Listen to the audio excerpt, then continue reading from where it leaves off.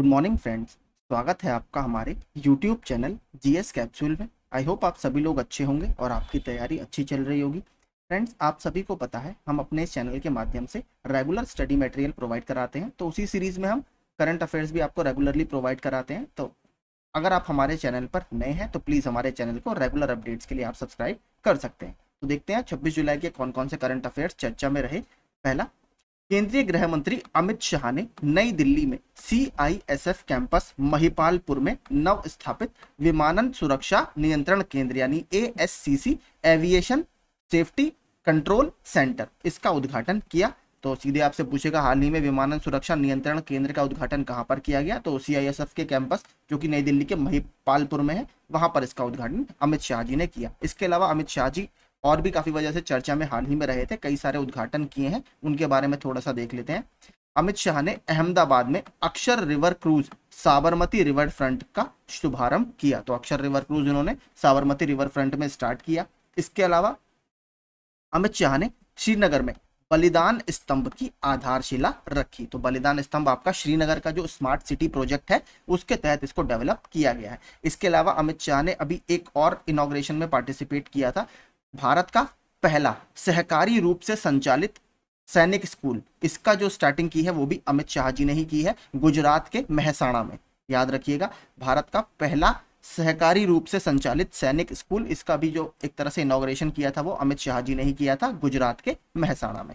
ठीक है, आगे चलते हैं। छत्तीसगढ़ सरकार ने 36 सरकारी आईटीआई को, जो इंडस्ट्रियल ट्रेनिंग इंस्टीट्यूट्स होते हैं, इंडस्ट्री 4.0 टेक्नोलॉजी हब में बदलने के लिए। तो इंडस्ट्री 4.0 का मतलब क्या होता है आपका, जो हमारा फोर्थ इंडस्ट्रियल रिवॉल्यूशन की बात की जा रही है, जिसमें हम artificial intelligence, machine learning, robotics वगैरह, रोबोटिक्स तो खैर पुराना भी हो गया, अब तो और नई टेक्नोलॉजीज आ रही हैं, स्पेशली आर्टिफिशियल इंटेलिजेंस। ठीक है, तो उसके लिए जो आईटीआई है 36 सरकारी छत्तीसगढ़ में, उनको टाटा टेक्नोलॉजीज के साथ इन्होंने 1188.36 करोड़ रुपए के समझौता ज्ञापन पर हस्ताक्षर किए हैं। ये भी इंपॉर्टेंट है। मध्य प्रदेश सरकार के नागरिक उड्डयन मंत्रालय, पवन हंस और federation of Indian chambers of commerce and industry, जिसे फिक्की बोला जाता है, ने संयुक्त रूप से मध्य प्रदेश के खजुराहो में 5वें हेलीकॉप्टर और लघु विमान शिखर सम्मेलन का आयोजन किया है। तो आपसे यही पूछेगा कि हाल ही में 5वां हेलीकॉप्टर और लघु विमान शिखर सम्मेलन कहां पर आयोजित किया गया, तो मध्य प्रदेश के खजुराहो में। खजुराहो क्यों बहुत फेमस है, यहाँ पर खजुराहो ग्रुप ऑफ टेम्पल्स हैं या खजुराहो मंदिर समूह है जो चंदेल वंश के शासकों द्वारा बनवाए गए हैं, जिसमें बहुत सारे फेमस टेम्पल हैं। लक्ष्मण टेम्पल है, कंडरिया महादेव टेम्पल है, इस तरीके के वहां पर कई सारे टेम्पल्स हैं। आगे, कश्मीर का विषय सुदूर और पहाड़ी इलाकों में, कार्यक्रम का विषय, माफ कीजिएगा, कार्यक्रम का विषय सुदूर और पहाड़ी इलाकों में परिवहन सेवाओं को और पर्यटन को बढ़ावा देने पर महत्वपूर्ण फोकस को दर्शाता है। तो ये जो हेलीकॉप्टर इन्होंने आयोजन किया, हेलीकॉप्टर एक तरह से समारोह का, उसका मुख्य उद्देश्य आपका खजुराहो और उसके आसपास के क्षेत्रों में परिवहन सेवाओं को और पर्यटन को बढ़ावा देने पर इसका फोकस है। केंद्रीय गृह मंत्री अमित शाह ने एक आभासी समारोह में यानी वर्चुअल समारोह में आंध्र प्रदेश के कुर्नूल में भगवान राम की 108 फीट ऊंची प्रतिमा की आधारशिला रखी। तो इस तरीके के प्रश्न पहले भी पूछे जाते रहे हैं। सबसे ऊंची प्रतिमा आपको पता ही होगी, सरदार वल्लभ भाई पटेल की है, स्टैच्यू ऑफ यूनिटी, जो 182 मीटर ऊंची है। अभी आंध्र प्रदेश के कुर्नूल में भगवान राम जी की 108 फीट ऊंची प्रतिमा का अनावरण किया गया है। प्रधानमंत्री नरेंद्र मोदी जी 28 जुलाई को गांधीनगर के महात्मा मंदिर में सेमीकंडक्टर्स पर केंद्रित 6 दिवसीय कार्यक्रम सेमिकॉन इंडिया 2023 का उद्घाटन करेंगे। तो अभी हमने सेमीकंडक्टर्स के साथ, सेमीकंडक्टर्स के लिए या अर्धचालकों के लिए किसके साथ करार किया है, जापान के साथ भी हमने करार किया है कि हम उसमें एक पूरी फ्लेक्सिबल सप्लाई चेन बनाएंगे या फ्लेक्सिबल आपूर्ति श्रृंखला बनाएंगे। तो हमने जापान के साथ इसमें करार किया है, ये भी 1 से 2 दिन पहले चर्चा में था। इसके अलावा अगर बात करें गुजरात और किस वजह से चर्चा में है, गुजरात में ही आपका इस बार जो 69वें फिल्म फेयर अवार्ड है वो गुजरात में आयोजित किए जाएंगे, तो ये भी आपको याद रखना है। इसके अलावा पीएम मोदी ने हाल ही में किस किस का उद्घाटन किया है वो भी देख लेते हैं। पीएम मोदी ने पोर्ट ब्लेयर में, पोर्ट ब्लेयर कहां पर है, अंडमान निकोबार की कैपिटल है, नई इंटीग्रेटेड टर्मिनल बिल्डिंग का उद्घाटन किया। प्रधानमंत्री ने आंध्र प्रदेश के पुट्टुपर्थी में साई हीरा ग्लोबल कन्वेंशन सेंटर का उद्घाटन किया। पीएम मोदी ने मध्य प्रदेश के लालपुर गांव में, और ये डिस्ट्रिक्ट था शहडोल डिस्ट्रिक्ट, ये भी याद रखिएगा, मध्य प्रदेश का शहडोल डिस्ट्रिक्ट, राष्ट्रीय सिकल सेल एनीमिया उन्मूलन मिशन 2047, ये सन जरूर याद रखिएगा, हो सकता है आपसे पूछ ले कि हाल ही में भारत ने राष्ट्रीय सिकल सेल एनीमिया उन्मूलन मिशन का स्टार्टिंग की है और इसमें हमने लक्ष्य कब तक रखा है इसको खत्म करने का, 2047 तक। पीएम मोदी ने नई दिल्ली में 17वीं भारतीय सहकारी कांग्रेस या इंडियन कोऑपरेटिव कांग्रेस का उद्घाटन किया है। ठीक है, तो यही अभी नरेंद्र मोदी इस वजह से चर्चाओं में थे। आगे ये भी इंपॉर्टेंट एक अपॉइंटमेंट हुआ है, ए माधव राव को भारत डायनामिक्स लिमिटेड यानी बीडीएल का नया अध्यक्ष और एमडी नियुक्त किया गया है। तो ये मिसाइल्स वगैरह में डेवलपमेंट में काफी बड़ा रोल प्ले करती है। इसके अलावा और हालिया नियुक्ति कुछ देखते हैं। भारतीय महिला वॉलीबॉल टीम के नए कोच किसको बनाया गया है, रविंद्र बंशटू को, ये बहुत इंपॉर्टेंट है। इसके अलावा एक और बताऊंगा, बल्कि दो बताऊंगा। अमेरिकी इतिहास में शीर्ष नौसेना अधिकारी बनने वाली पहली महिला कौन है, तो यह है लीसा फ्रेंचेटी। इसके अलावा देखिए ऑस्ट्रेलिया का जो रिजर्व बैंक है, ठीक है, रिजर्व बैंक ऑफ ऑस्ट्रेलिया, उसने अपने 63 साल के इतिहास में पहली बार किसी महिला को गवर्नर बनाया है और उनका नाम क्या है, मिशेल बुलॉक। ठीक है, मिशेल बुलॉक। इसके अलावा आप सबने पढ़ा होगा कि आईआईटी मद्रास तंजानिया के जांजीबार में एक आईआईटी का बाहर, इंडिया के बाहर पहला कैंपस बनाने जा रहा है। तो उस आईआईटी की डायरेक्टर किसको बनाया गया है, एक महिला उसको लीड करेंगी उस वाले कैंपस को, उनका नाम है प्रीति अगलयाम। ठीक है, प्रीति अगलयाम। इसके अलावा इसको रहने दीजिए, कुछ इंपॉर्टेंट नहीं है। अगला देखते हैं, जगुआर लैंड रोवर के सीईओ किसको बनाया गया है, एड्रियन मॉडल को। ठीक है, एड्रियन मॉडल को इसका सीईओ बनाया गया है। नोएडा औद्योगिक विकास प्राधिकरण यानी जो नोएडा है आपका, उसके सीईओ कौन बनाया गया है, तो रितु महेश्वरी को अभी उन पद से हटाया गया है। उनकी जगह लोकेश एम को, जो कि कानपुर के कमिश्नर रह चुके थे, उनको इस पद पर अब चुना गया है। यह भी कल काफी चर्चा में था। चीन सरकार के किन गैंग को विदेश मंत्री पद से हटा दिया गया है, तो किन गैंग आपके पहले फॉरेन मिनिस्टर थे चीन के, अब इनको हटाकर उनकी जगह किसको नियुक्ति दी गई है, वांग यी को चीन का विदेश मंत्री नियुक्त किया गया है।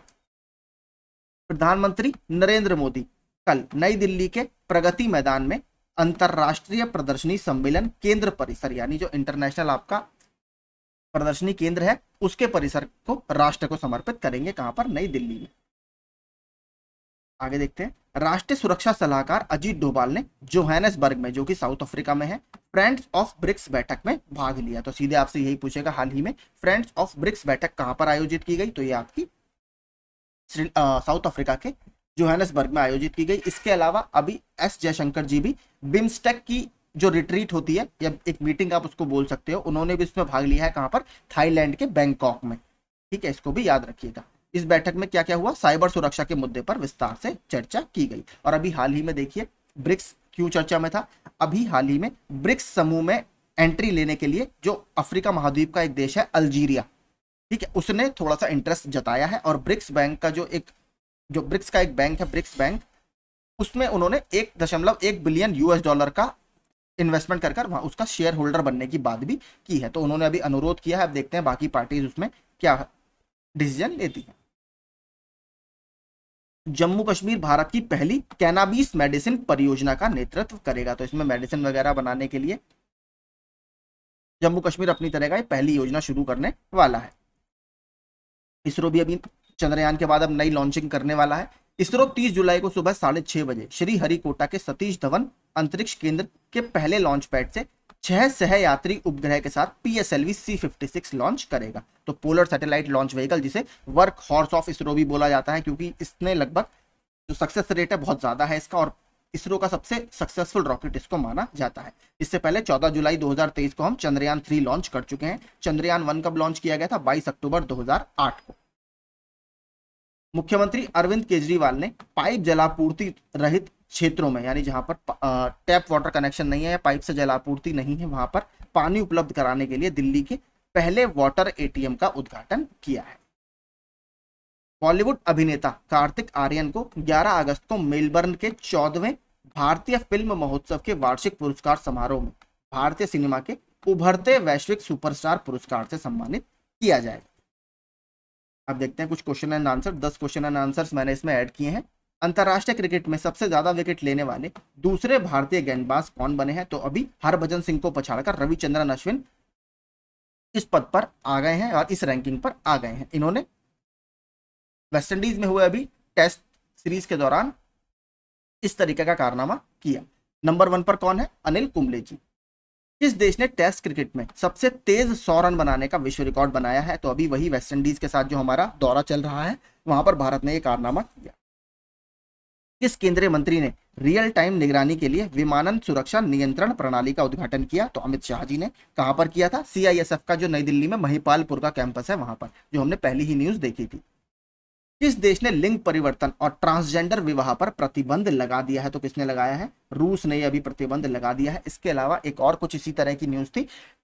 कौन से देश ने 15 से 18 वर्ष के बच्चों के लिए रिलेशनशिप और सेक्स एजुकेशन यानी आपका संबंधी और यौन शिक्षा को अनिवार्य कर दिया है 15 से 18 साल के एज ब्रैकेट में? तो ये किया है रिपब्लिक ऑफ आयरलैंड ने। ये भी आपको याद रखना है। World youth deaf badminton championship ने किस भारतीय ने गोल्ड मेडल जीता है? तो ये गौरांशी जी ने इसमें गोल्ड मेडल जीता है। केंद्र सरकार ने कितने नए ग्रीनफील्ड हवाई अड्डे स्थापित करने को मंजूरी दी है? तो ये 21 हवाई अड्डे, ग्रीनफील्ड हवाई अड्डों को स्थापित करने की मंजूरी दी है। पीएम मोदी गुजरात के पहले ग्रीनफील्ड हवाई अड्डे का उद्घाटन कहां करेंगे? तो ये हीरासर में करेंगे। इंपॉर्टेंट है क्योंकि गुजरात का ये पहला ग्रीनफील्ड एयरपोर्ट होने वाला है। हीरासर याद रखिएगा। किस राज्य सरकार ने मुख्यमंत्री लाडली बहना योजना के दूसरे फेज की शुरुआत की है या द्वितीय चरण की? तो मध्य प्रदेश ने। लाडली बहना योजना बहुत फेमस है वहां की।